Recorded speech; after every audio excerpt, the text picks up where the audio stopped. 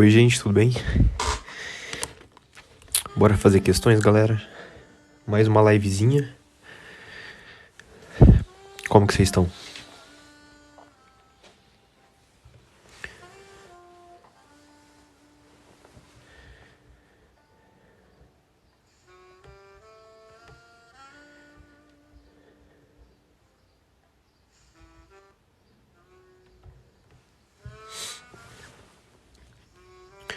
Oi, Bruna, beleza? Gente, vamos continuar a resolução do Enem 2017, beleza? Então a gente vai continuar hoje questõezinhas do Enem 2017. Vamos focar em matemática aqui na nossa resolução, beleza? Tô bem também, tudo certo.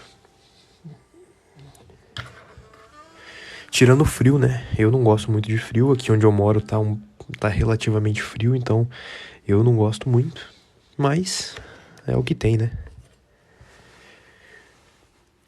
Deixa só a galerinha entrando, daqui a pouquinho a gente começa a questão 159, tá bom? Oi, Ana, tudo bem?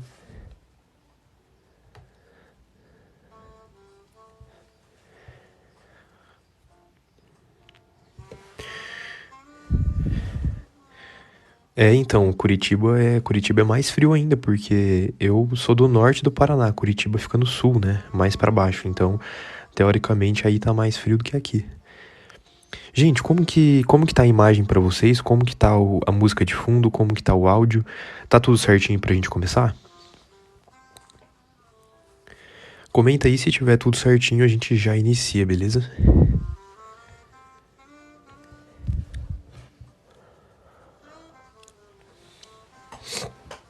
Vamos ver o que essas questõezinhas estão falando pra gente hoje, tá? Lembrando, galera, que eu tô fazendo a prova do Enem 2017, então tá escrito aqui, tá? Pra você saber o que eu tô fazendo, o Enem 2017, tá aqui na própria página que já vem escrito. Lembrando que eu tô fazendo a prova azul. E o que significa eu fazer a prova azul? No Enem existem várias cores de prova. Essas cores nada mais são do que a ordem das questões. Então, assim, se você pegar a prova amarela e a prova azul, elas têm as mesmas questões, só que a ordem dessas questões está diferente, beleza? Então, eu sempre faço a prova azul. Então, para você não se perder, Enem 2017, matemática, prova azul. Lembrando que também é a aplicação regular. No Enem existem outras aplicações, a reaplicação. Existe o Enem PPL, que é aquele para privados de liberdade, pessoas privadas de liberdade. Então, eu estou fazendo a aplicação regular, o Enem ali que a maioria das pessoas fazem mesmo, é o tradicional, é o regular, prova azul, tá? Então, a gente vai começar com a questão 159. Muito grato a todo mundo que tá aqui, já estamos em mais de 1000 pessoas na live, fico muito feliz, tá? E se você gosta do trabalho que eu faço aqui, me manda presentinho durante a live que eu sempre recebo e fico muito feliz, tá bom? É uma forma de reconhecimento. Lembrando que eu também não sou professor, tá? Eu não sou professor de matemática, eu não dou aula particular, eu não tenho formação acadêmica. Eu apenas sou um vestibulando, um estudante, como a maioria de vocês. Um estudante que quer passar em medicina pelo Enem, tá? Então eu sou um vestibulando que tem uma certa facilidade e um conhecimento legal em matemática. Por isso que eu faço as lives para ajudar vocês, tá bom? Vamos começar aqui então, questão 159. Uma bicicleta do tipo mountain bike tem uma coroa com 3 engrenagens e uma catraca com 6 engrenagens. Então, beleza. Aqui tem a coroa, ela possui essas 3 engrenagens, e aqui a catraca tem 6 engrenagens. Deixa eu só abaixar um pouquinho aqui. Bom, então beleza. Lembrando que catraca é a parte de trás, né, que fica na roda de trás da bicicleta, e coroa é aquela parte que fica onde fica o pedal, né? Então aqui é a parte ali central da bicicleta. Vamos ver aqui. Determinam 18 marchas. Como que essas marchas são determinadas? Número de engrenagens da coroa vezes o número de engrenagem da catraca. Por isso que 3 vezes 6 dá exatamente 18 marchas. Existem 18 combinações ali possíveis. O número de dente das engrenagens das coroas e das catracas dessa bicicleta estão listadas no quadro. Então, nessa nossa tabela aqui, ó, eu tenho o número de dente da coroa. Então, o primeiro, segundo e terceiro são as 3 engrenagens da coroa e as 6 engrenagens da catraca. E aí o número de dentes que cada uma tem, beleza? Vamos ver aqui a continuação. Sabe-se que o número de voltas efetuado pela roda traseira de cada pedalada é calculado dividindo-se a quantidade de dentes da coroa pela quantidade de dentes da catraca. Então, beleza. Então, se eu quiser saber o número de voltas, é só eu dividir essa primeira coluna pela segunda. Se eu divido a primeira pela segunda, automaticamente eu já tenho esse número de voltas. Durante um passeio em uma bicicleta desse tipo, deseja-se fazer um percurso o mais devagar possível. Então aqui tem o ponto central da nossa questão. Nós queremos fazer o percurso de bicicleta o mais devagar possível, escolhendo para isso uma das seguintes combinações de engrenagem coroa.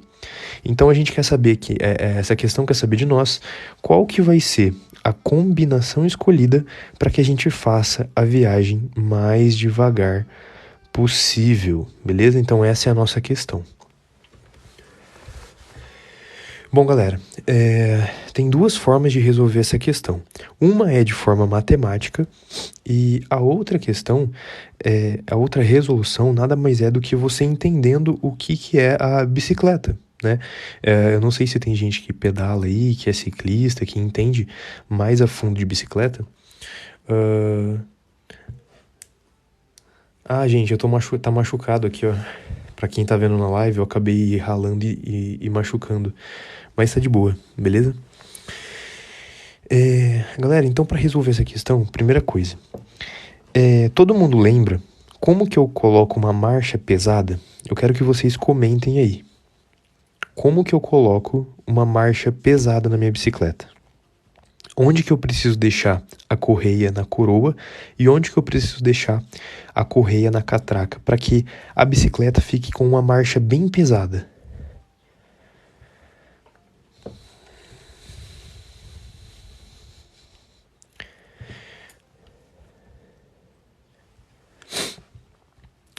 Se eu quiser deixar uma marcha bem pesada aqui na minha bicicleta, eu preciso fazer o seguinte, eu preciso colocar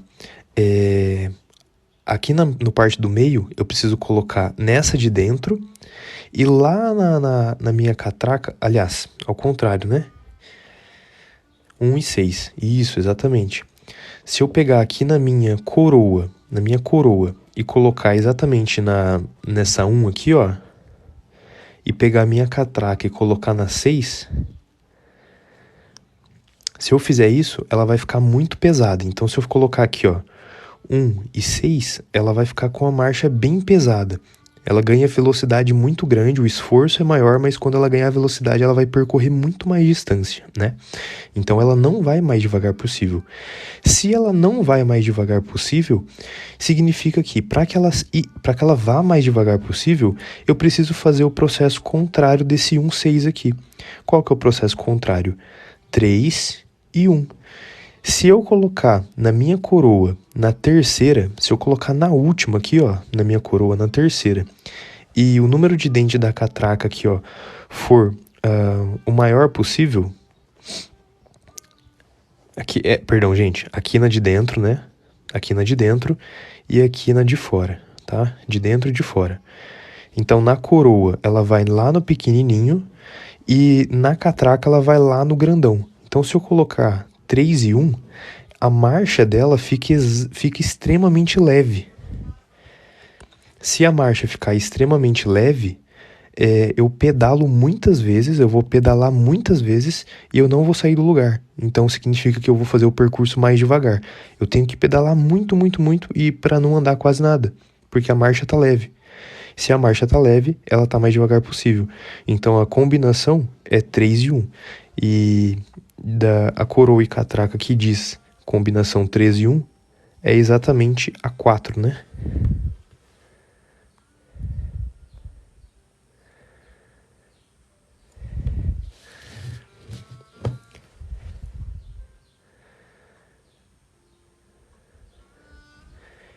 Então aqui na nossa questão, se eu colocar 3 e 1, a gente vai ter a combinação que deixa a bicicleta mais devagar possível, porque eu vou ter que pedalar muito mais vezes, para conseguir sair do meu lugar ali. Então, mesmo que eu pedale muito, muito, muito, ela vai continuar devagar, Então aqui a nossa resposta da primeira aqui fica sendo letra D. Para quem não entendeu, eu vou explicar novamente para ficar um pouquinho mais fácil para vocês entenderem, tá? Como ele quer? Ele quer que o percurso seja mais devagar. Se ele quer que ele seja mais devagar, o que a gente precisa combinar na nossa bicicleta? Se ele quer mais devagar, a gente precisa combinar. A coroa, ela tem que ser pequena, mais a catraca grande, beleza? Então, se eu fizer essa combinação de coroa pequena e catraca grande, ela vai o mais devagar. Entenderam? Se eu faço a combinação coroa pequena e catraca grande, ou seja, na parte central da minha bicicleta, que é essa parte central aqui, eu vou lá na pequenininha. E aqui na catraca, que é a parte lá de trás, da roda de trás, eu vou lá na grandona, beleza? Se eu faço essa combinação, eu vou ter ela mais devagar, porque a marcha dela, ela vai ter uma marcha leve. Se ela tiver uma marcha leve, ela vai mais devagar, porque eu pedalo várias vezes, eu vou pedalar muitas vezes e a bicicleta não vai sair do chão. Tipo, aliás, ela não vai andar tanto. Você usa exatamente essa combinação quando você está numa subida. Se você estiver numa subida de bicicleta e a sua bicicleta tem marcha, você usa uma coroa pequena e uma catraca grande, beleza? A marcha, teoricamente, vai ficar leve, e aí você faria o percurso mais devagar possível. Por isso que a nossa resposta é 4, combinação da terceira coroa com a primeira catraca, beleza? Essa daqui é a resposta da nossa primeira questão. Não é 1 em 1, galera. Não é 1 em 1. Tá, eu tô vendo que muita gente tá falando 1 em 1. Não pode ser 1 em 1. Por quê? 1 em 1 significa que você vai usar o número de dente da coroa 46 e o número da catraca 24. O 24 tá certo, mas o 46 tá errado. Coroa com 46 dentes significa que é a parte de fora da coroa. Gente, quando você quer fazer uma marcha leve para você fazer um percurso mais devagar possível, por exemplo, na subida, você não usa essa parte de fora aqui, ó. A correia, ela fica na coroa central, na menorzinha aqui do meio. Ela não fica na maior, entendeu? Por isso que 1 em 1 tá errado. Tá, agora vamos para a forma matemática, porque às vezes pela lógica vocês não entenderam. Vamos pela matemática. O texto não está dizendo que a gente tem que ter aqui, ó. Ele disse aqui, ó, o número de voltas, ele é efetuado pela roda traseira e a cada pedalada é calculado dividindo-se a quantidade de dente da coroa pela quantidade da catraca, beleza? Então, eu vou dividir o número de dente da coroa e da catraca, beleza? Então, é dessa primeira pela segunda. Bom, então, presta atenção comigo. O texto não disse que ele quer o mais devagar possível? Se ele quer o mais devagar possível, presta atenção, se ele quer o mais devagar possível, isso significa que eu preciso ter a menor das divisões. Aliás, que eu preciso ter a menor das divisões. Exatamente. Eu vou dividir esses números de cima pelos números de baixo. E para ter o mais devagar, para que o percurso seja o mais devagar, eu preciso ter a minha menor razão, tá? É essa interpretação que você tem que ter. E a menor razão, quando que ela acontece? Lembra que uma fração é o numerador pelo denominador. Se eu quero que haja a menor fração, eu preciso ter o maior, aliás, eu preciso ter o menor dos numeradores e o maior do denominador.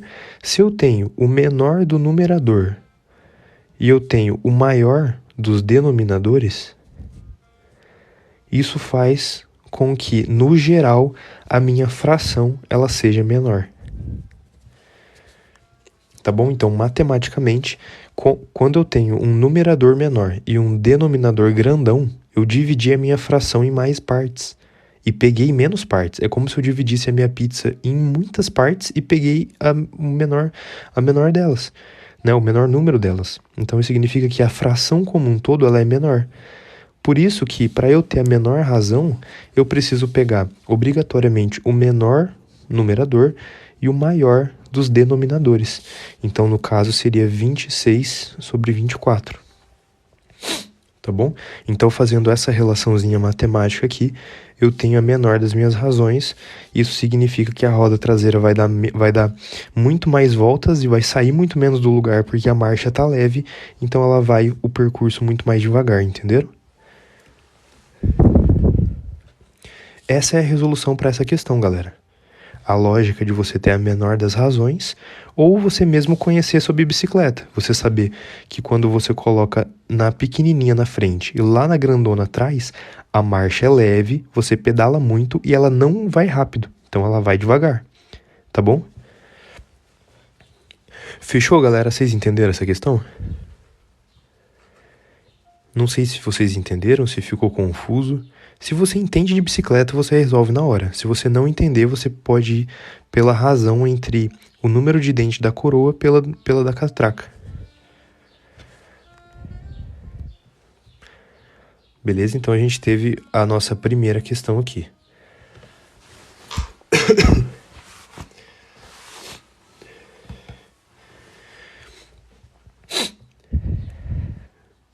Vamos para a próxima questão então, galera?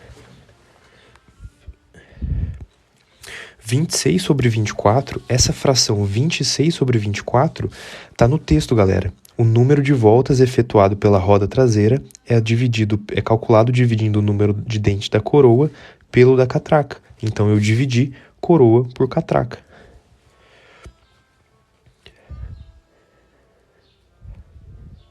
Não pode ser 48, tá?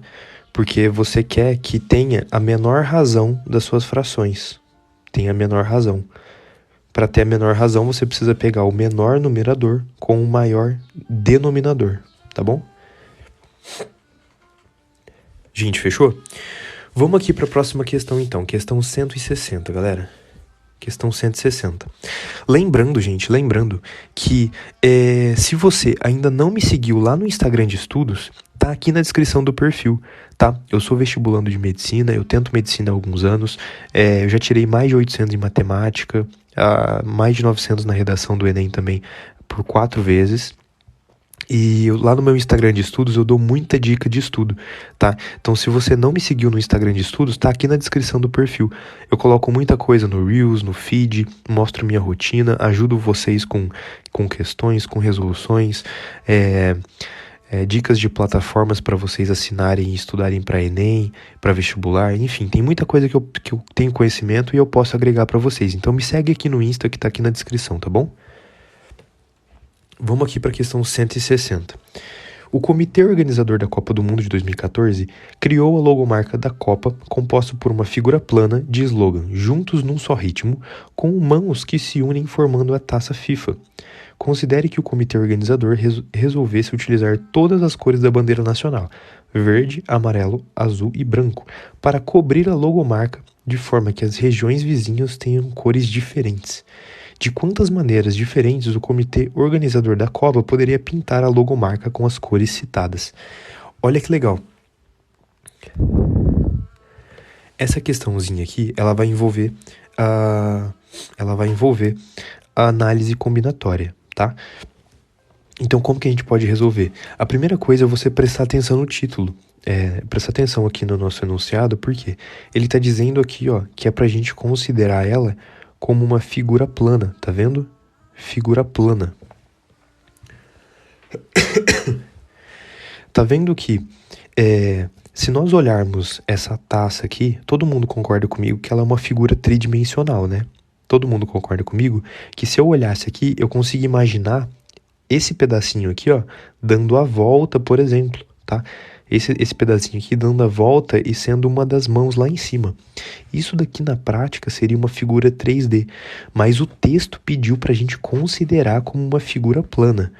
Figura plana só tem 2 dimensões, lembra disso, tá? Nesse caso tem 2 dimensões, é como ela realmente está aqui. Então esse pedacinho é diferente desse, que é diferente desse, que é diferente desse, tá? Não há continuidade nesse desenho. Então, dessa forma, como que a gente pode resolver?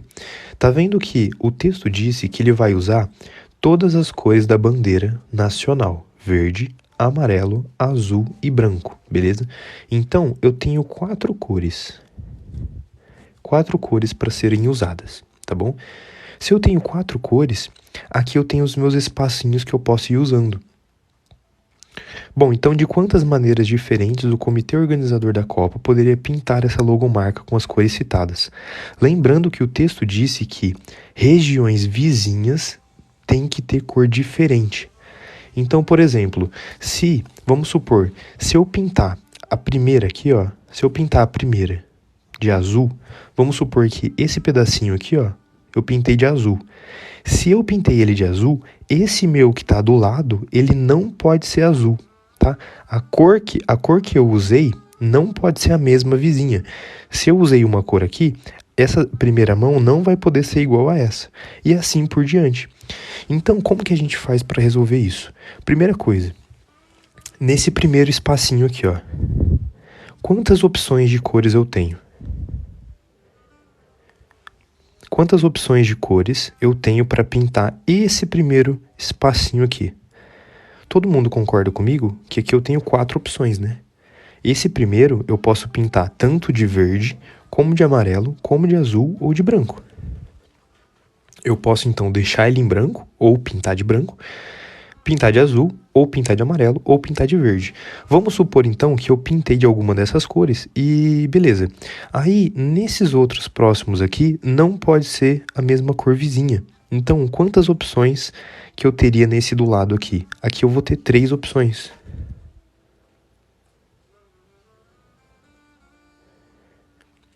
Vocês entenderam? Se eu tenho 4 opções nesse primeiro, aqui do lado não pode ter a mesma cor do vizinho, então vai ter que ser 3 opções. Essa outra mão é a mesma coisa, ela não vai poder ter a cor que eu usei aqui, então vai ter que ser 3 opções também. Aqui eu vou ter que ter 3 opções, aqui nessa mãozinha 3 opções, e aqui 3 opções. O único lugar que eu posso usar 4 opções é lá no começo. Então, quantas são essas maneiras diferentes? Essas maneiras diferentes vai ser 4 vezes 3 elevado à quinta.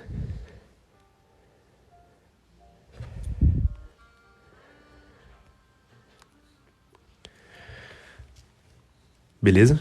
Então, a quantidade de maneiras diferentes que eu posso usar vai ser 4 vezes 3 vezes 3 vezes 3 vezes 3 vezes 3. Tranquilo?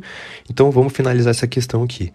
Quanto que dá 3 vezes 3? 9 vezes 3, 27, vezes 3, 81, vezes 3, 243, e aí ficou 4 vezes 243. 4 vezes 240 mais 3. 4 vezes 240, isso vai dar 960. 4 vezes 3 vai dar 12. Então, eu tenho 972 maneiras de usar, 972 maneiras diferentes de pintar essa figura plana a partir de 4 cores. Então, a resposta dessa nossa questão será, então, letra E, tá bom?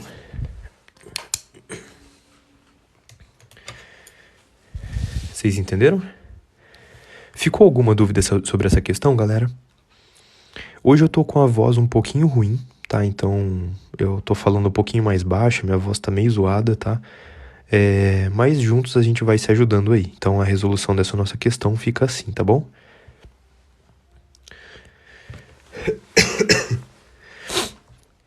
Não esquece de curtir muito a live, tá? Quando você curte muito a live, eu fico muito feliz porque eu vejo que tem, poxa, uma galera aí acompanhando a resolução das questões e realmente tá curtindo, tá gostando da live. Então curte muito a live, tá? Se você puder, clica 2 vezes na sua tela aí do seu celular, que vai me ajudar muito também.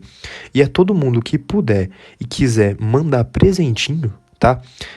Nas lives eu sempre recebo todos os presentes com o maior amor do mundo e carinho. Então, se você tem condições de mandar uma rosa, de mandar um outro presentinho como forma de retribuição ao meu serviço que eu faço aqui para ajudar vocês, fico muito feliz, tá bom? Então, O que que eu fiz aqui só para vocês entenderem, galera? Só para vocês entenderem. Isso é uma forma de estratégia para você fazer conta mais rápida. Lembra que a minha conta era 4 vezes 243. Lembra que a minha conta final era isso. Eu posso abrir o meu 243 em 240 mais 3 vezes 4. Eu simplesmente peguei o meu valor maior e eu abri em duas parcelas. Por que que eu fiz isso? Porque é mais fácil fazer a distributiva de cabeça aqui do que direto fazer isso aqui. Olha que legal. E aí, no final das contas, para fazer 4 vezes 240, poxa, 4 vezes 24, 96. Então tem um zerinho aqui, fica 960 mais 4 vezes 3, 12. Por isso que deu 972. Eu não precisei fazer aquele método tradicional, 243 vezes 4, que eu poderia ter feito de qualquer forma, né? 3 vezes 4, 12, vai 1. 4 vezes 4, 16, mais 1, 17. 2 vezes 4, 8, mais 1, 9. Eu só abri aqui porque eu acho mais fácil fazer sem precisar fazer cálculo. Beleza? Então, essa é a ideia da nossa questão. Aqui eu posso usar 4 cores, aqui eu vou usar 3, 3, 3, 3 e 3. Todas essas minhas partes na minha figura, por ela ser uma figura plana, eu posso considerá-las diferentes. Não existe continuidade nela. Não, o segundo espaço são 2 cores também, tá? Aliás, perdão, o único espaço que eu posso usar todas as cores é o 4. Agora, aqui, ó, nesse segundo aqui, eu posso usar 3, 3, 3, 3 e 3, que dá 3 a quinta. Aqui no segundo não são só 2 cores, porque nada garante que esse primeiro e aquele último, eles vão ser iguais, entendeu? Esse primeiro aqui e esse terceiro, eles podem ter a mesma cor. No caso em que eles tenham a mesma cor, aqui não seriam 2 cores, seriam 3, entendeu? Então eu não posso multiplicar por 2, tem que tomar cuidado com isso. Vamos para a próxima questão, galera?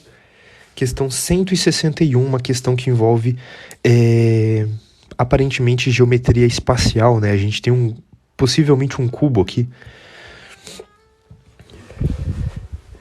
Galera, muito obrigado a todo mundo que tá aqui na live, gente. São 3.000 pessoas, fico feliz demais que tem muita galera.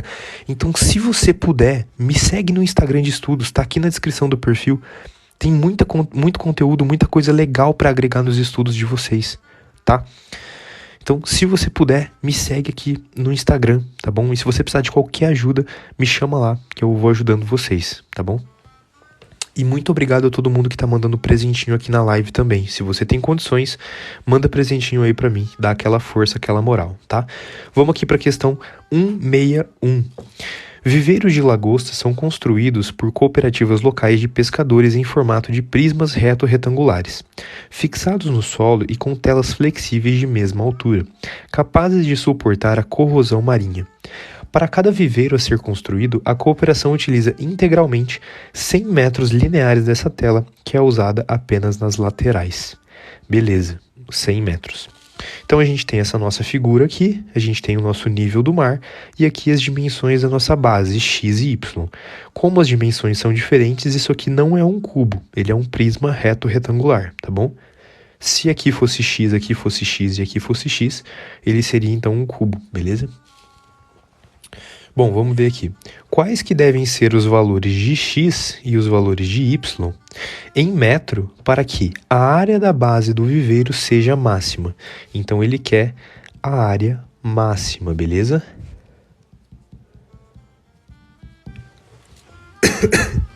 Então, a ideia para resolver essa questão, galera, primeira coisa. Tá vendo aqui que a minha base, se eu tenho esse pedacinho meu aqui é y, todo mundo concorda comigo que esse outro pedacinho lá também é y, né? Se eu tenho esse meu outro pedacinho aqui, ó, x lá em cima também é x, tá bom? Então, aqui é x e aqui é x, e os lados são y e y. E o texto disse que ele quer utilizar integralmente 100 metros. Então, isso significa que ele vai ter o quê? 2x mais 2y, isso vai ter que dar 100 metros, beleza? E aí, se eu pegar isso daqui e eu dividir todos os lados por 2, olha que legal que a gente vai ter. Se eu pegar aqui, ó, e dividir, eu vou dividir esse lado por 2, o que eu faço de um lado da igualdade, eu preciso fazer do outro lado. Então, eu vou ter que dividir esse lado aqui por 2, tá bom? Então, eu simplifico 2, 2 e 2, e aqui vira 50. Então, se eu tenho que todo o meu perímetro, que é x mais x, y mais y, se tem que dar igual a 100, fazendo essa divisão, eu tenho que o x mais o y precisa dar 50, tá bom? Então, vamos para as nossas opções. Quando que o x e o y somados dão 50? 1 mais 49 dá 50? Dá 50. 1 mais 99, fora. 10 mais 10, fora. 25 mais 25, também dá 50. 50 mais 50, não dá 50, então fora, beleza? Então eu vou reexplicar aqui para vocês entenderem. O texto disse que ele vai usar integralmente os 100 metros. Então significa que esse tamanho mais esse e mais esse, ou seja, o perímetro da minha base, que é a soma dos lados, precisa dar 100. O que eu fiz aqui? Se 2x mais 2y é igual a 100, se eu divido tudo por 2, se eu divido os dois lados da igualdade por 2, eu posso simplificar e eu fico com x mais y igual a 50. Eu fiz isso porque esses meus dois valores são os valores de x mais y. Se eu sei que o x mais y precisa dar 50, as únicas alternativas em que o x mais o y dá 50 é 1,49 e 25 e 25. Tá bom? São as únicas alternativas. Só que aí vem o outro detalhe. Ele quer que a área seja máxima. Galera, se eu tiver... Vamos aqui para a letra A. Como que eu calculo a área? Se eu tivesse aqui na minha base, por exemplo, as dimensões 1,49, como que eu calculo a área? A área é base vezes altura. Isso aqui daria 49 vezes 1, que daria 49. Só que ele quer a área máxima. Então você concorda comigo que vai ter que ser a letra D. A letra D é 25 por 25. Então, para calcular a área dessa base, seria base vezes altura, 25 vezes 25, que dá 625. Então, qual que é a área máxima?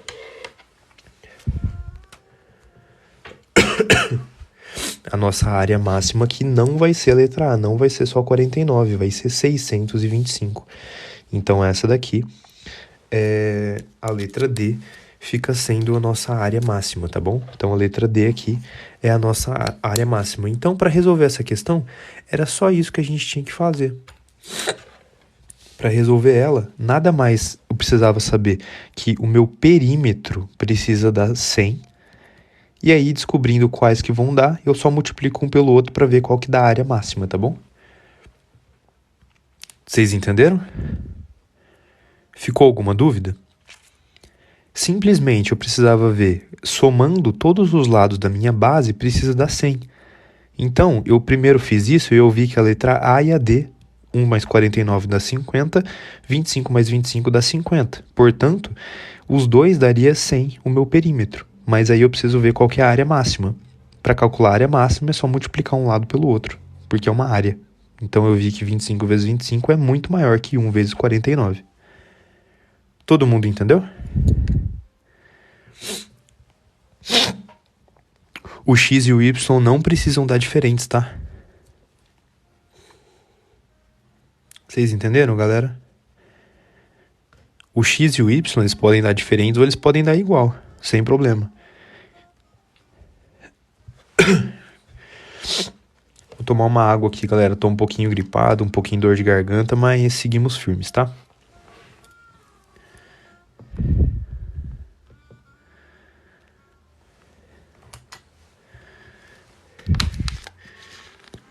Isso, eu dividi por 2 porque quando eu faço o perímetro, vai aparecer 2y e 2x.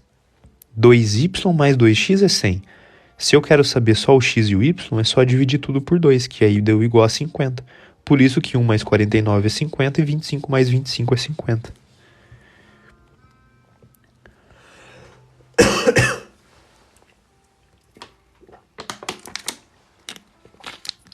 Beleza, galera? Vocês entenderam essa questão?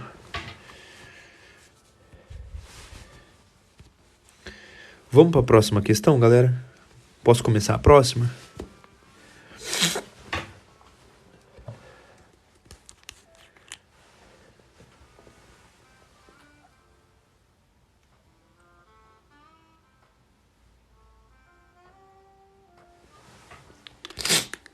Vamos aqui para nossa próxima questão, então, gente. Vamos ver qual que é a próxima questão.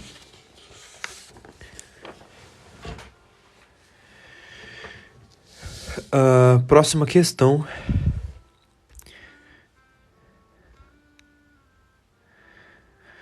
Próxima questão vai ser a questão 162, tá bom? Então, foco aqui na questão, tá? E bora resolver essa daqui, então.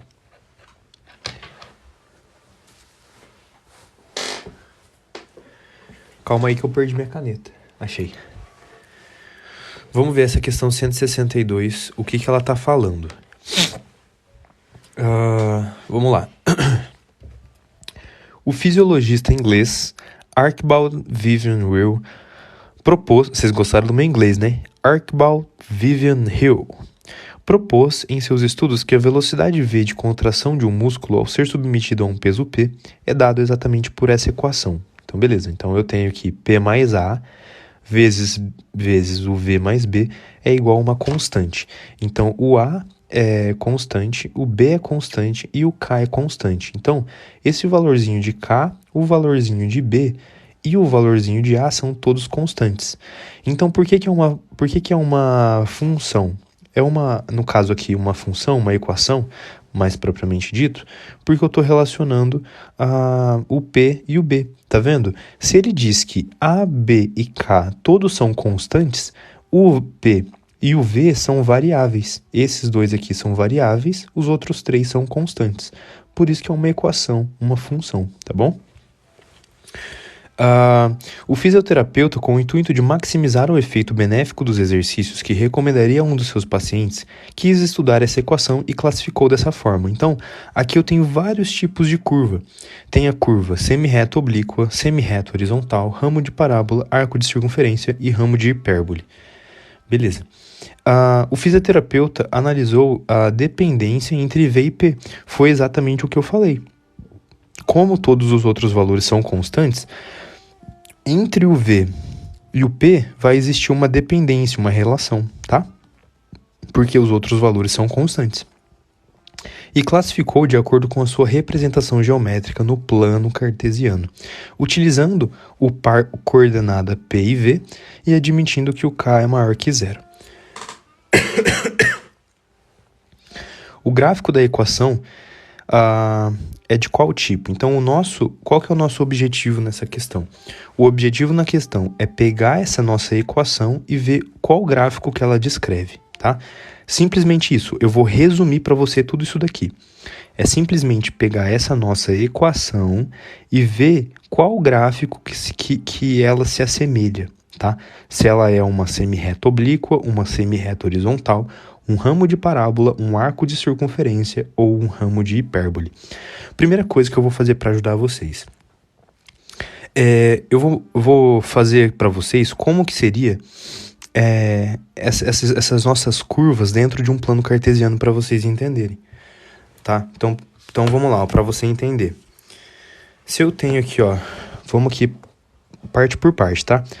Vamos pegar um planinho cartesiano aqui. Lembra que plano cartesiano x e y a gente representa assim, né?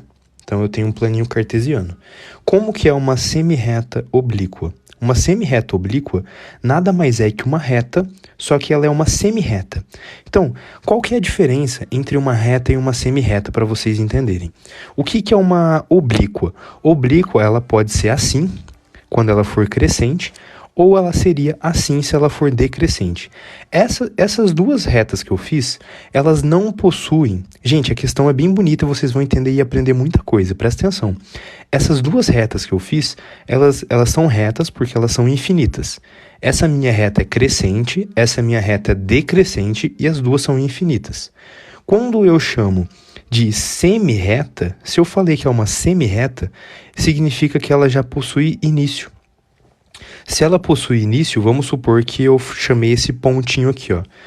Vamos supor que na reta crescente eu dei esse determinado ponto X para ela aqui. Aí ela passa a ser uma semi-reta, tá? Semi-reta, ela possui início e não tem fim. Então significa que ela começaria nesse ponto e ela vai infinito para cima. Na de baixo, vamos supor que eu falaria que esse é o ponto X dela. Aqui, ela é uma semi-reta e ela iria infinitamente para baixo, mas ela existe um início. Então, a semi-reta oblíqua, ela possui um início, mas ela não possui um fim, tá bom? E aí, essa é a ideia, você precisa entender quais são esses tipos de curva. A nossa primeira é essa. A segunda é a mesma lógica. Vamos supor que eu tenho meu plano cartesiano XY aqui. Agora está falando semi-reta horizontal. Se ela é horizontal, vamos desenhar aqui. Horizontal, tá bom? Como ela está falando que é uma semi-reta, significa que precisa ter um início. Vamos supor que o início é nesse ponto aqui. E aí ela vai infinitamente para esse lado ou infinitamente para esse lado aqui. Tá bom? Então, essas duas são essas duas primeiras. Vamos continuar para vocês entenderem. Como que seria um ramo de parábola? Galera, tem o mesmo plano cartesiano, XY. O que é uma parábola? Lembra que a parábola é da equação de segundo grau. Ela pode ser assim, ou ela pode ser assim. Lembra? Lá da função de segundo grau, da equação de segundo grau. Então, o ramo, essa palavra ramo aqui, nada mais é que um pedaço dela. Então, por exemplo, eu dou um ponto aqui para ela, dou um outro ponto. Se eu pego esse espacinho aqui, ó, esse tanto aqui é um ramo. Esse outro tantinho aqui é um ramo. Aqui é um ramo. Aqui é um ramo. Ramo de parábola nada mais é que uma partezinha da parábola lá da nossa função do segundo grau. O que é o arco de circunferência? Vamos supor que eu tenho o plano cartesiano e eu tenho uma circunferência. Tem uma circunferência aqui, né? Lembra lá da circunferência que eu tenho o meu centro, eu tenho aqui o ponto Y do centro, eu tenho o ponto X do centro e tenho o raio da minha circunferência, lembra? Se eu tenho uma circunferência no plano cartesiano, se eu fixar aqui, ó, limites para o meu y, pontos para o meu y e pontos para o meu x, por exemplo, esses aqui, eu fico com esse espacinho aqui. Esse espacinho aqui, ó, esse arcozinho aqui, é o nosso arco de circunferência, tá bom? Arco de circunferência. Então, eu estou desenhando para vocês como que seriam essas nossas figuras. E a ideia para resolver é exatamente essa. Lembra? Ó, eu fiz aqui os tipos de curva. A semi-reta oblíqua, semi-reta horizontal, o ramo de parábola e o arco de circunferência. Aí, para a gente resolver essa questão, a gente precisa ver isso daqui, ó. A gente precisa entender qual que é a relação que está acontecendo aqui na nossa equação. Então, ó, a nossa equação é P mais A é igual a P mais A vezes V mais B, e isso está dando uma certa constante K, correto? Lembra que A, B e K são constantes, então só está tendo uma relação de dependência o valor V e o valor P, tá bom?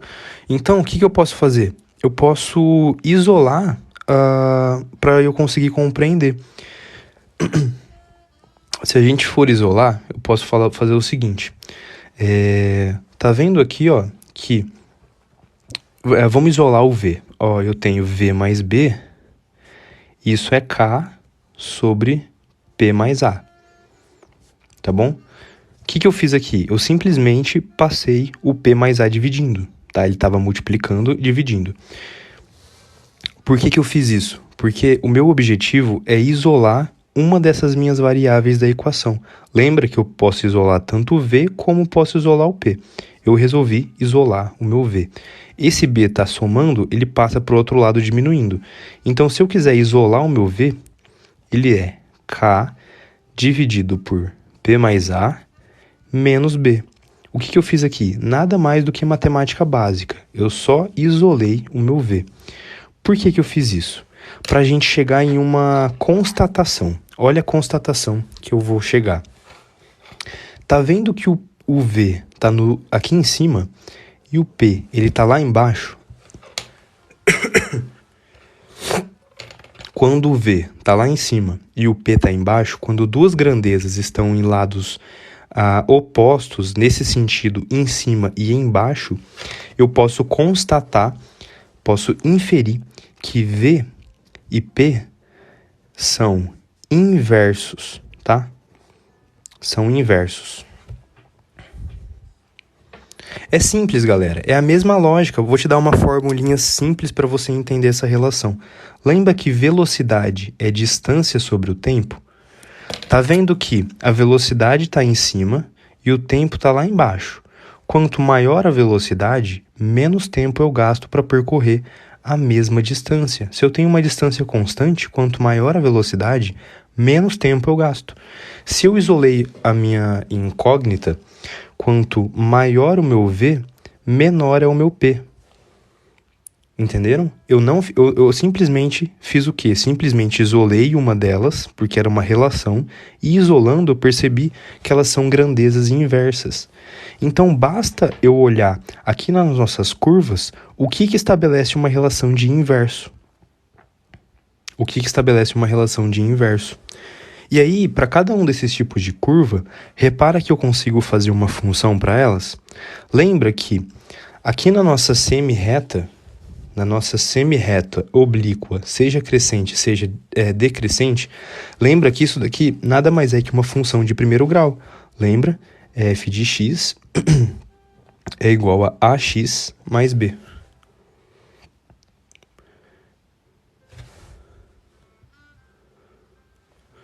E aí, aqui, eu teria aqui, ó, o f de x é simplesmente igual a b.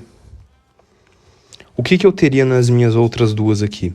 Nessa daqui, eu teria o f de x é igual a ax quadrado mais bx mais c. O que eu teria na circunferência no plano cartesiano? Eu teria que o x menos o x do centro, tudo isso ao quadrado, mais o y menos o y do centro ao quadrado, isso é exatamente igual ao raio ao quadrado, que é lá da parte de geometria analítica, né, da circunferência. Enfim, e a nossa equaçãozinha, a nossa equação para quando eu tenho um ramo de hipérbole, ela nada mais é do que o y é 1 sobre x. E para resolver a questão, você deveria saber disso. Então, se eu tenho o y lá em cima e o x aqui embaixo, é exatamente a mesma estrutura que eu descobri aqui. O v em cima e o p embaixo. Eu tenho v e p nessa relação de inversamente proporcional. E a minha equação do ramo da hipérbole, ela tem essa estrutura. O y, ou f de x, é igual a 1 sobre x, é o inverso de x. Então, mesmo que eu não soubesse qual que é a curva do meu ramo de hipérbole, mesmo que eu não soubesse, eu já sei que essa é uma função de primeiro grau, segundo grau e arco de circunferência. E nenhuma delas estabelece relação de inversamente proporcional. Nenhuma dessas quatro primeiras estabelece uma relação entre duas grandezas que são inversamente proporcionais. Então, por isso, o ramo de hipérbole é o único que tem a estrutura que eu tenho quando eu isolo uma das minhas variáveis na equação. Se eu tivesse isolado o P, a mesma coisa. Se eu isolar o P e o V ficariam nessa relação de inverso. Então, dessa forma, a nossa resposta para essa questão vai ficar sendo o ramo de hipérbole, tá bom? Então, aqui ficaria sendo o ramo de hipérbole como resposta da nossa questão, tá?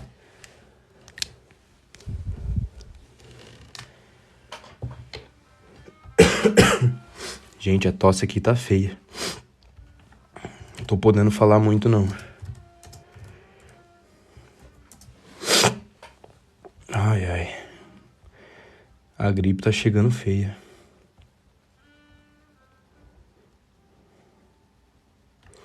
E para quem, eu sei que tem gente que não entendeu, mas no Enem essa questão ela é muito difícil. Ela é bem difícil no Enem, e na verdade a grande maioria das pessoas que responderam, e eu inclusive errei na época que eu fiz, foi porque sabiam que esses quatro primeiros não demonstravam uma relação de inverso. E então a única que sobrou é o ramo de hipérbole. E lembra, se a gente quisesse fazer o ramo de hipérbole, eu não sei bem certinho o ramo de hipérbole, mas eu sei que ele é mais, ele tem semelhança mais para uma curva exponencial, sabe? Então, o ramo de hipérbole, ele tem mais ou menos tipo algo nesse sentido aqui, sabe? Algo nesse sentido assim, ó. Ou, por exemplo, assim, sabe? O ramo de hipérbole, ele tem mais ou menos essa lógica que quando um cresce para um sentido, o outro vai diminuindo. Porque é justamente a lógica do inverso, tá bom? Como eu falo para vocês, eu não sou professor de matemática, então tem coisas que eu não sei. Mas para ter que demonstrar uma relação de inversamente proporcional, aliás, inversamente, não necessariamente proporcional, mas inversamente, tem que ter uma curva mais ou menos nesse sentido aqui. Porque a maneira como um lado vai subindo, o outro vai diminuindo.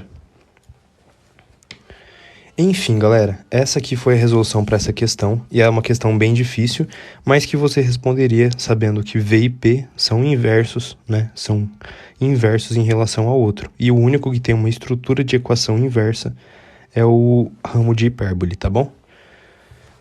Gente, vamos para a próxima questão, então? Não vamos perder tanto tempo com essa, porque questões assim praticamente não caem no Enem, especificamente de ramo de hipérbole. Isso aqui eu acho que não é nem dado em ensino médio, eu não lembro nem de ter visto isso. Então, vamos aqui focar nas questões que são as questões mais importantes, como, por exemplo, a 163. Essa questão 163 já é uma questão muito mais lógica, muito mais fácil e muito mais importante para você acertar no Enem. Então, foco aqui nessa questão comigo, tá bom? Muita gente lembra dessa questãozinha aqui. Eu já vou explicar para vocês. Eu tenho dois mirantes, o mirante 1 e o mirante 2. E e a ideia dessa questão nada mais é do que eu visitar os dois topos. Então, assim, aqui, ó, eu tenho o topo 2. Vou até escrever para você aqui, ó. Eu tenho o topo 2. E nesse pontinho aqui, eu tenho o topo 1.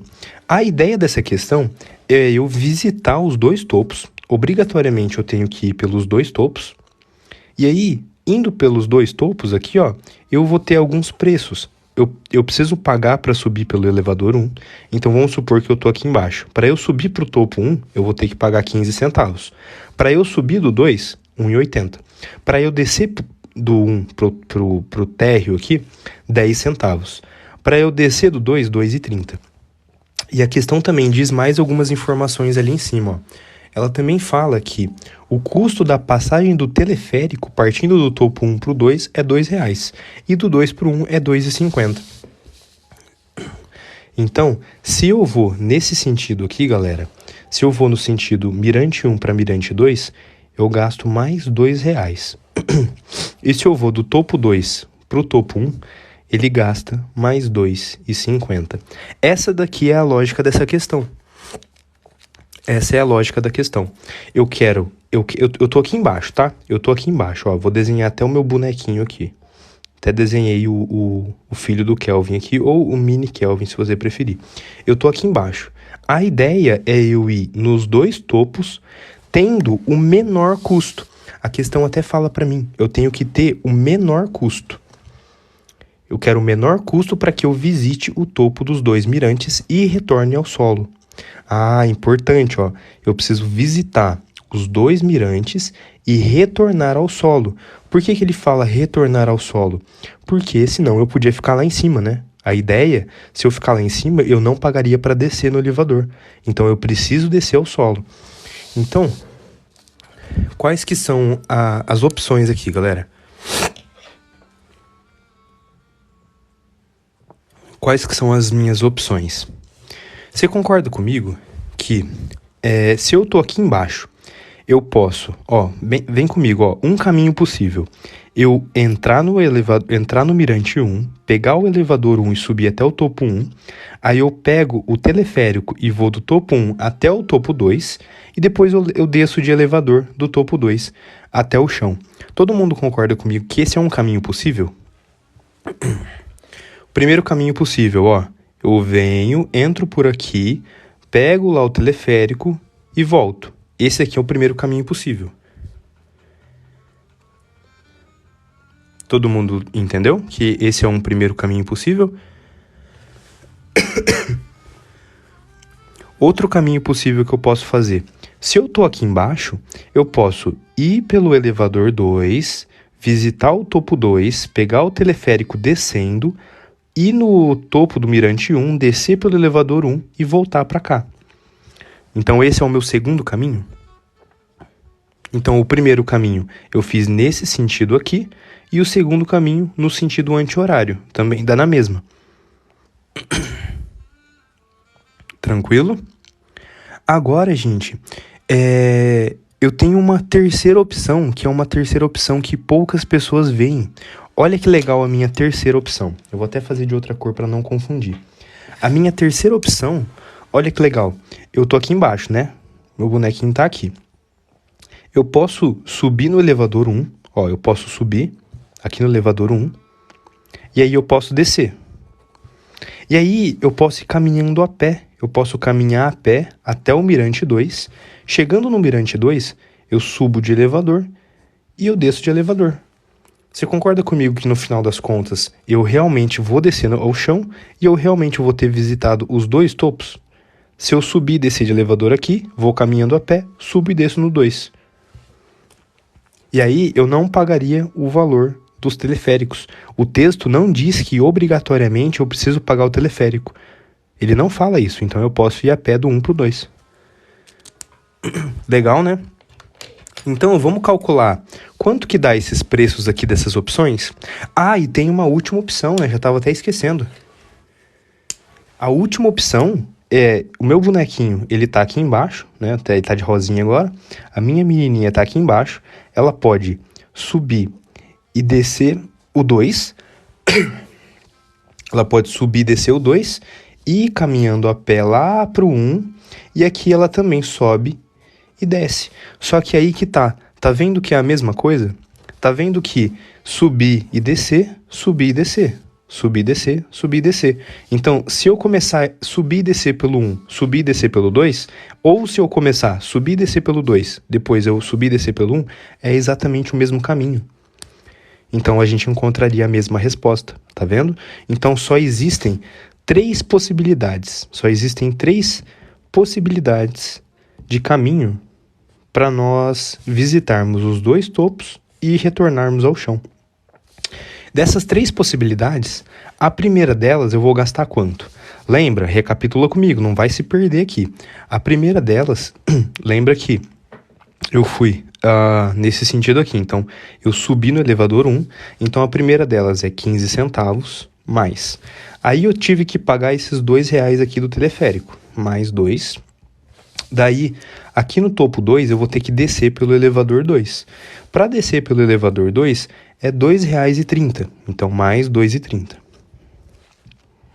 Então, a nossa primeira possibilidade vai ser 2 mais R$2,30, R$4,30. Então, vai ser R$4,45. A minha segunda possibilidade era aquela que eu fiz no sentido anti-horário. Então, eu subi pelo 2. Quanto custa para subir pelo 2?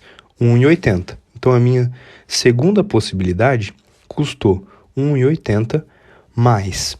Aí eu peguei o teleférico, que agora na descida custa R$2,50. Mas eu descer pelo mirante 1. Para descer pelo mirante 1, eu uso o elevador 1, que custa 10 centavos. Mais 10 centavos. Isso vai dar quanto? R$2,50, R$2,60... 2,60 mais 1,80 vai dar 4,40, né? E o último caminho que eu tenho é esses que eu fiz do bonequinho em azul ou em rosa, que é subir e descer. Porque o texto não diz que obrigatoriamente eu preciso usar o teleférico. O texto não diz isso. Então eu posso subir e descer, e andando a pé, subir e descer. Então, nada mais é do que a gente fazer essa nossa conta aqui. Nada mais é do que a gente somar tudo. Porque concorda comigo que eu vou subir e descer. Se eu vou subir 1 e descer 1, eu vou usar esse e esse. Daí eu vou caminhando a pé. Aqui no meu Mirante 2 eu também vou subir e descer. Se eu vou subir e descer, eu vou subir pelo 2 e descer pelo 2. Então nada mais é do que eu somar isso daqui. Então a minha última possibilidade é 15 centavos mais 1,80 mais 10 centavos mais 2,30. E isso vai dar quanto?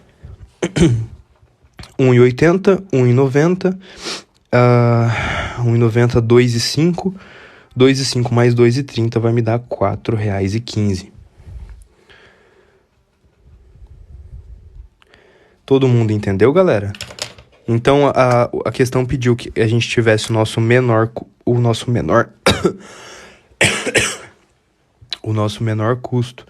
Então, 4,45 tá muito caro, 4,40 tá muito caro. 4,15 não, gente, perdão. 4,35, né? Eu fiz a conta errada.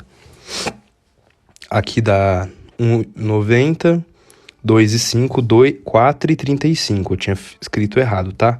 A minha conta tá certa, eu só escrevi errado.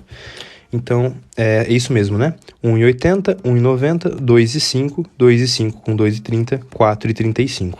Então, 4,35 é o valor de menor custo que eu tenho para visitar os dois topos e descer retornando ao chão, tá bom? Então, aqui a resposta da nossa questão fica sendo alternativa C.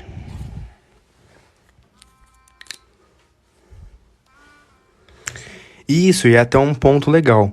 Existe na nossa questão uma obrigatoriedade de você pegar o elevador. Não tem como você chegar no mirante lá em cima, não dá para você chegar no topo se você não pegar o elevador, tá? O texto não menciona a existência de escada e nem menciona que você vai dar uma de Batman ou de Harry Potter e pegar a sua Nimbus 2000, tá? O texto não fala isso.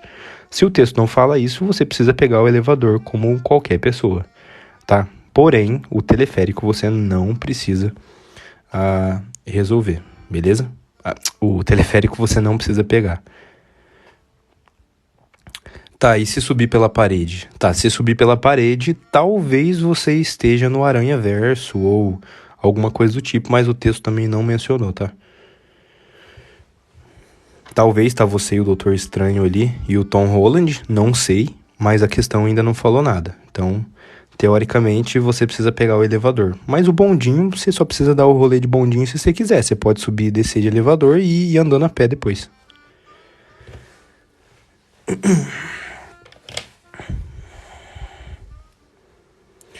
Bom, vamos aqui para nossa próxima questão então, galera. Questão 164. Vamos lá.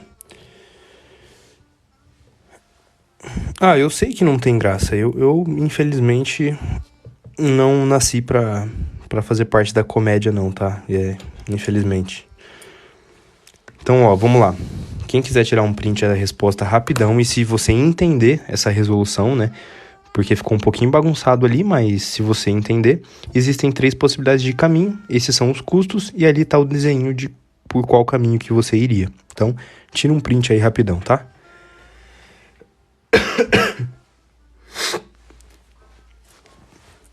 Gente, eu tô malzão, cara, tô malzão. Acho que eu vou ter que ir na farmácia tomar uma injeção daqui a pouco. Tá feia a coisa aqui. Mas, vou tentando aqui ajudar vocês, tá bom? Galera, vamos para a próxima questão. Então, questão 164. Lembrando que se você não me segue lá no Insta de Estudos, me segue lá para me ajudar. E se você tem condições de mandar presentinho aqui na live para me agradecer e para me recompensar pelas aulas e pelas ajudas que eu sempre dou, são todos muito bem-vindos também, tá bom? Vamos aqui para a nossa questão 164. A mensagem digitada no celular enquanto você dirige tira sua atenção e por isso deve ser evitada. Então, tá vendo aí, ó, essa aqui é uma indireta para você, tá? Eu vou até grifar aqui, até sublinhar na verdade aqui, ó. Isso daqui é uma indireta, isso aqui eu preciso escrever, gente. É uma indireta para você. Então, se você dirige aí mexendo no celular, isso aqui é uma indireta para você. Se você ainda não dirige, então não mexa quando você dirigir.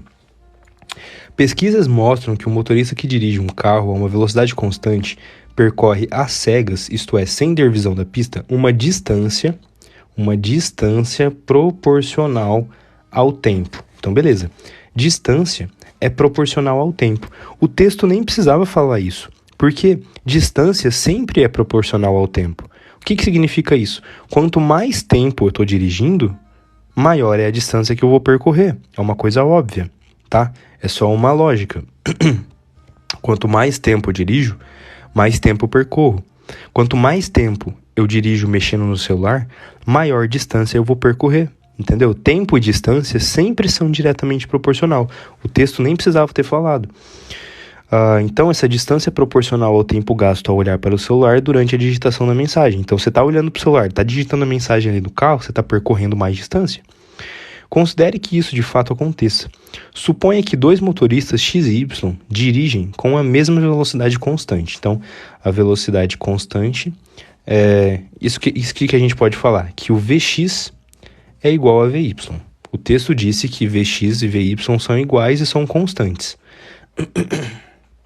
Ele diz que eles têm a mesma velocidade constante. Então, o Vx é igual a Vy.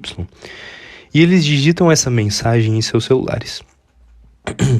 Suponha ainda que o tempo gasto pelo motorista X, então eu vou chamar de TX, olhando para o seu celular enquanto dirige, corresponde a 25% do tempo gasto pelo motorista Y. Então, o TX é 25% de TY.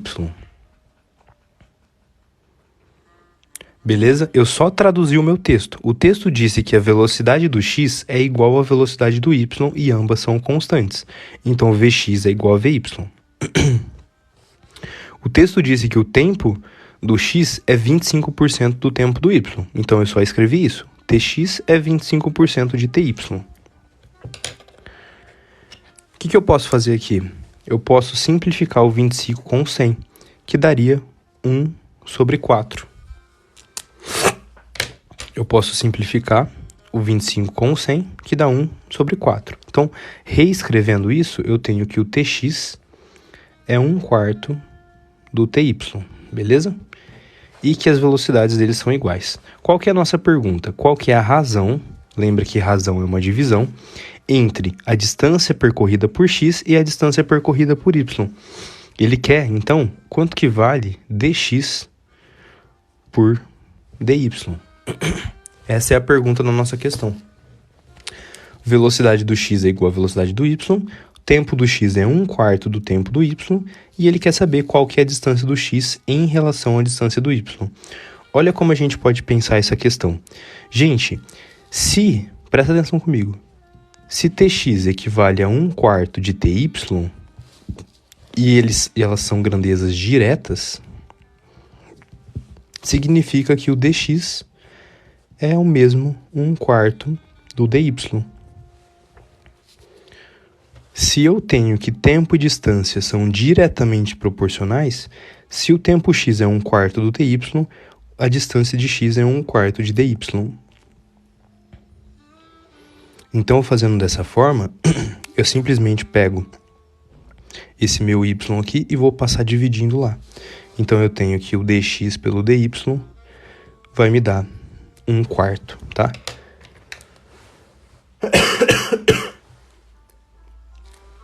Então, aqui é a nossa resposta, letra B.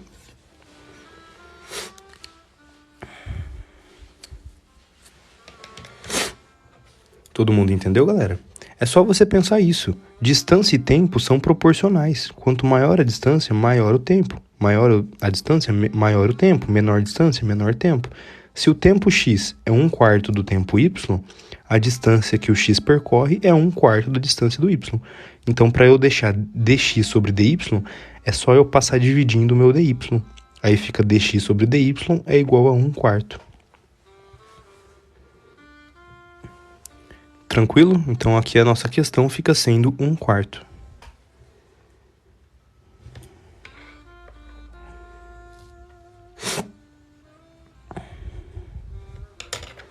Isso aqui, ó.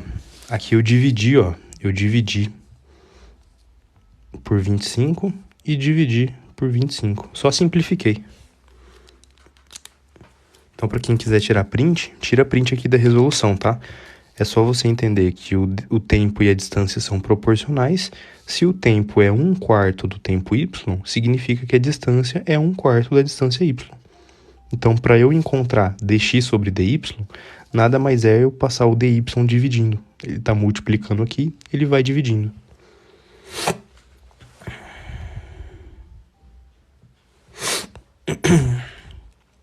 Fechou?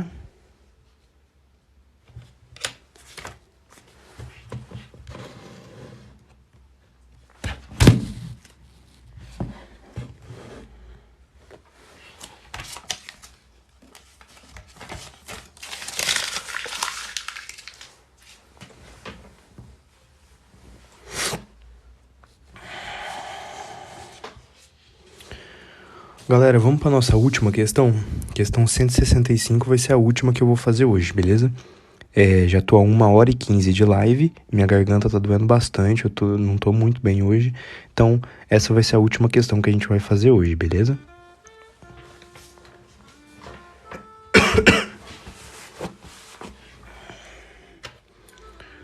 Vamos aqui entender essa nossa questão então, galera. O resultado de uma pesquisa eleitoral sobre a preferência dos eleitores em relação a dois candidatos foi representada por meio do gráfico 1. Então, a gente tem o gráfico 1 e o gráfico 2. O que é o gráfico 1? Tá vendo que tem porcentagem de eleitores do candidato A e do candidato B. Então, no gráfico 1, 30% das pessoas votaram no candidato B. No gráfico 2, 70%, no gráfico 1, 70% votou no A, beleza? Ao ser divulgado esse resultado no jornal, o gráfico 1 foi cortado, tá vendo? Foi cortado durante a diagramação. Então, tá vendo que no 2 existe a mesma relação entre o A e o B, só que tá vendo que aqui, ó, começa com 20 agora. Lembra que antes começava com 0, tá vendo? Agora começa com 20. Um pedaço do seu gráfico acabou sendo cortado na divulgação do jornal. Bom, apesar dos valores apresentados estarem corretos, a largura das colunas sejam a mesma, muitos eleitores criticaram o formato do gráfico 2 impresso no jornal, alegando que houve prejuízo visual para o candidato B. Por quê? Gente, olha que legal.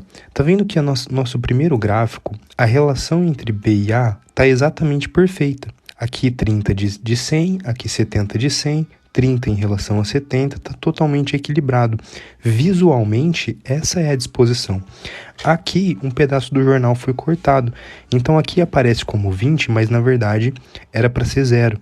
Então, quando a gente olha, o B realmente é 30 e o A realmente é 70. Só que visualmente é como se o B fosse muito menor do que ele é. Entendeu? E aí, qual que é a nossa pergunta? Qual que é a diferença entre a razão da altura da coluna B pela coluna da altura A? Então, qual que é a nossa razão do nosso gráfico 1? A razão do gráfico 1 é 3 sobre 7, tá? 3 sobre 7. Aqui no 2, mesmo que esse aqui represente 30 e esse represente 70, esses espacinhos mudaram.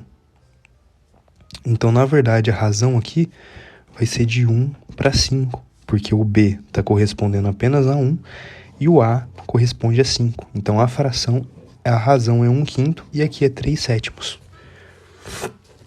Então, quando a gente fizer a diferença, eu vou ter 3/7 menos 1/5. Aí aqui eu posso fazer o mínimo múltiplo comum. Como 5 e 7 são números primos, o MMC entre números primos é a multiplicação entre eles. Aqui eu vou ter 35. Aí lembra, divide pelo de baixo. 35 por 7 dá 5. Vezes 3, 15.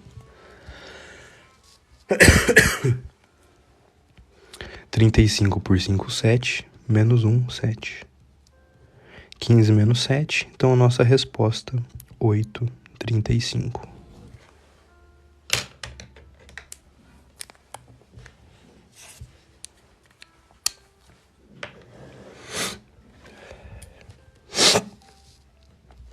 Todo mundo entendeu?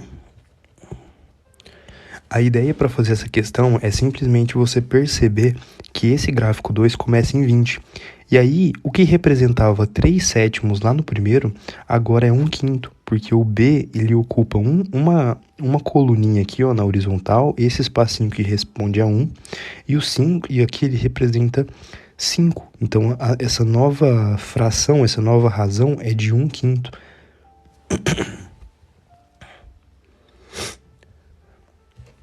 Então, por isso, quando a gente tem aqui ó, a diferença de razão da altura da coluna B pela altura A, é só a gente fazer o 3 sétimos menos 1/5, que vai dar 8/35.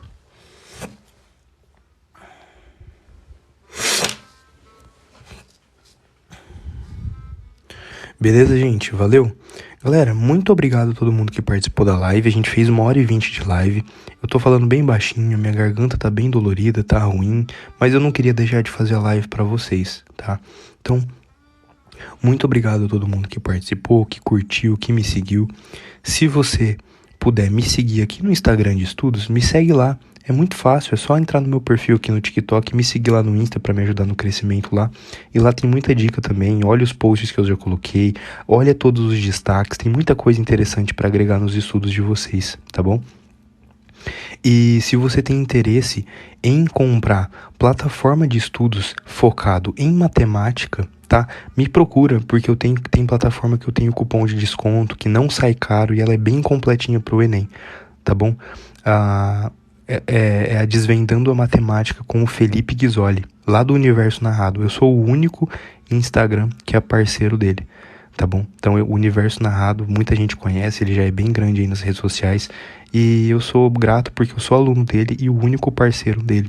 Então, eu também tenho cupom de desconto para você estudar matemática lá por apenas R$1 por dia. É muito, muito barato e vale muito a pena. Então, se você tá perdido, você não sabe onde estudar matemática, não sabe onde melhorar, me procura que eu explico para você depois no privado e te mando o meu cupom e o meu link, tá bom? Fora isso, muito obrigado a todo mundo que me seguiu aqui, muito obrigado a todo mundo que fez essa live acontecer. Tamo junto e até a próxima, tá bom, galera? Muito obrigado, fui!